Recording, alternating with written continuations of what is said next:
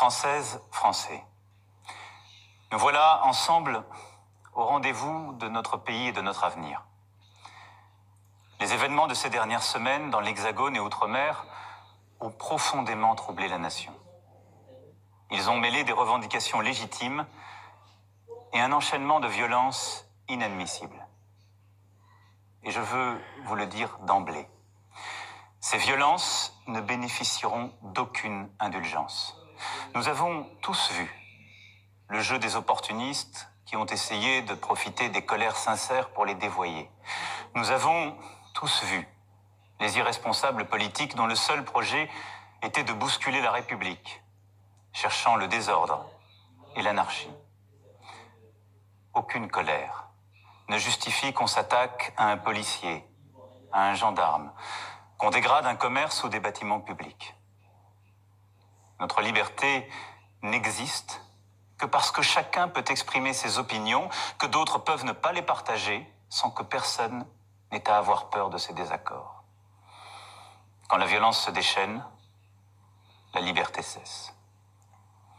C'est donc désormais le calme et l'ordre républicain qui doivent régner. Nous y mettrons tous les moyens, car rien ne se construira de durable tant qu'on aura des craintes pour la paix civile. J'ai donné en ce sens au gouvernement les instructions les plus rigoureuses. Mais au début de tout cela, je n'oublie pas qu'il y a une colère, une indignation. Et cette indignation, beaucoup d'entre nous, beaucoup de Français peuvent la partager. Et celle-là, je ne veux pas la réduire aux comportements inacceptables que je viens de dénoncer. Ce fut d'abord la colère contre une taxe, et le Premier ministre a apporté une réponse en annulant et en supprimant toutes les augmentations prévues pour le début d'année prochaine. Mais cette colère est plus profonde. Je la ressens comme juste à bien des égards. Et elle peut être notre chance. C'est celle du couple de salariés qui ne finit pas le mois et se lève chaque jour tôt et revient tard pour aller travailler loin. C'est celle de la mère de famille, célibataire, veuve ou divorcée qui ne vit même plus, qui n'a pas les moyens de faire garder les enfants et d'améliorer ses fins de mois et n'a plus d'espoir. Je les ai vues, ces femmes de courage, pour la première fois disant cette détresse sur tant de ronds-points. C'est celle des retraités modestes, qui ont contribué toute leur vie et souvent aident à la fois parents et enfants et ne s'en sortent pas. C'est celle des plus fragiles, des personnes en situation de handicap, dont la place dans la société n'est pas encore assez reconnue. Leur détresse ne date pas d'hier. Mais nous avions fini lâchement par nous y habituer. Et au fond, tout se passait comme s'ils étaient oubliés, effacés. Ce sont 40 années de malaise qui ressurgissent. Malaise des travailleurs qui ne s'y retrouvent plus, malaise des territoires, villages comme quartiers, où on voit les services publics se réduire et le cadre de vie disparaître, malaise démocratique, où se développe le sentiment de ne pas être entendu, malaise face au changement de notre société, à une laïcité bousculée et devant des modes de vie qui créent des barrières, de la distance. Cela vient de très loin, mais c'est là, maintenant. Sans doute n'avons-nous pas su depuis 1 an et demi y apporter une réponse suffisamment rapide et forte. Je prends ma part de cette responsabilité. Il a pu m'arriver de vous donner le sentiment que ce n'était pas mon souci, que j'avais d'autres priorités. Je sais aussi qu'il m'est arrivé de blesser certains d'entre vous par mes propos. Je veux ce soir être très clair avec vous. Si je me suis battu pour bousculer le système politique en place, les habitudes, les hypocrisies, c'est précisément parce que je crois plus que tout dans notre pays et que je l'aime. Et ma légitimité, je ne la tire d'aucun titre, d'aucun parti, d'aucune coterie, je ne la tire que de vous, de nul autre. Nombre d'autres pays traversent ce mal-vivre qui est le nôtre. Mais je crois profondément que nous pouvons trouver une voie pour en sortir tous ensemble. Je le veux pour la France, parce que c'est notre vocation, au travers de l'histoire, d'ouvrir ainsi des chemins jamais exploré, pour nous-mêmes et pour le monde. Je le veux pour nous tous, Français, parce qu'un peuple qui se divise à ce point, qui ne respecte plus ses lois et l'amitié qui doit l'unir, est un peuple qui court à sa perte. Je le veux aussi, parce que c'est en pressentant cette crise que je me suis présenté à votre suffrage pour réconcilier et entraîner, et que je n'ai pas oublié cet engagement et cette nécessité. C'est d'abord l'état d'urgence économique et sociale que je veux décréter aujourd'hui. Nous voulons bâtir une France du mérite, du travail, une France où nos enfants vivront mieux que nous. Cela ne peut se faire que par une meilleure école, des universités, de l'apprentissage et des formations qui apprennent aux plus jeunes et aux moins jeunes ce qu'il faut pour vivre libre et travailler. L'investissement dans la nation, dans l'école et la formation est inédit. Et je le confirme. Nous voulons une France où l'on peut vivre dignement de son travail. Sur ce point, nous sommes allés trop lentement. Je veux intervenir vite et concrètement sur ce sujet. Je demande au gouvernement et au Parlement de faire le nécessaire afin qu'on puisse vivre mieux de son travail dès le début d'année prochaine. Le salaire d'un travailleur au SMIC augmentera de 100 € par mois dès 2019, sans qu'il en coûte 1 € de plus pour l'employeur. Je veux renouer avec une idée juste, que le surcroît de travail accepté constitue un surcroît de revenus. Les heures supplémentaires seront versées sans impôt ni charge dès 2019. Et je veux qu'une vraie amélioration soit tout de suite perceptible. C'est pourquoi je demanderai à tous les employeurs qui le peuvent de verser une prime de fin d'année à leurs employés. Et cette prime n'aura à acquitter ni impôt ni charge.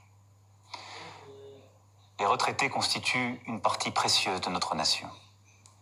Pour ceux qui touchent moins de 2 000 € par mois, nous annulerons en 2019 la hausse de CSG subie cette année. L'effort qui leur a été demandé était trop important et il n'était pas juste. Dès demain, le Premier ministre présentera l'ensemble de ses décisions aux parlementaires. Mais nous ne devons pas nous arrêter là. J'ai besoin que nos grandes entreprises, nos concitoyens les plus fortunés, aident la nation à réussir. Je les réunirai et prendrai des décisions en ce sens dès cette semaine. Je sais que certains voudraient, dans ce contexte, que je revienne sur la réforme de l'impôt sur la fortune. Mais pendant près de 40 ans, il a existé. Vivions-nous mieux durant cette période? Les plus riches partaient et notre pays s'affaiblissait.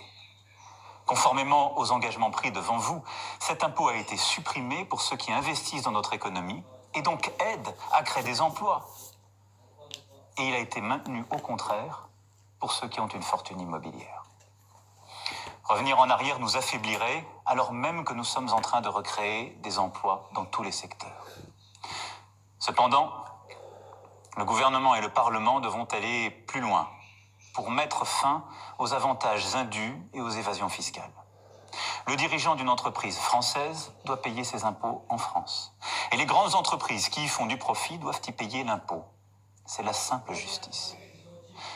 Vous le voyez, nous répondrons à l'urgence économique et sociale par des mesures fortes, par des baisses d'impôts plus rapides, par une meilleure maîtrise des dépenses, plutôt que par des reculs. J'entends que le gouvernement poursuive l'ambition des transformations de notre pays que le peuple a choisi il y a maintenant 18 mois. Nous avons devant nous à conduire une réforme profonde de l'État, de l'indemnisation du chômage et des retraites. Elles sont indispensables. Nous voulons des règles plus justes, plus simples, plus claires et qui récompensent ceux qui travaillent. Mais aujourd'hui, c'est aussi avec notre projet collectif que nous devons renouer. Pour la France et pour l'Europe. C'est pourquoi le débat national annoncé doit être beaucoup plus large. Pour cela, nous devons avant toute chose assumer tous ensemble tous nos devoirs. Le devoir de produire pour pouvoir redistribuer. Le devoir d'apprendre pour être un citoyen libre.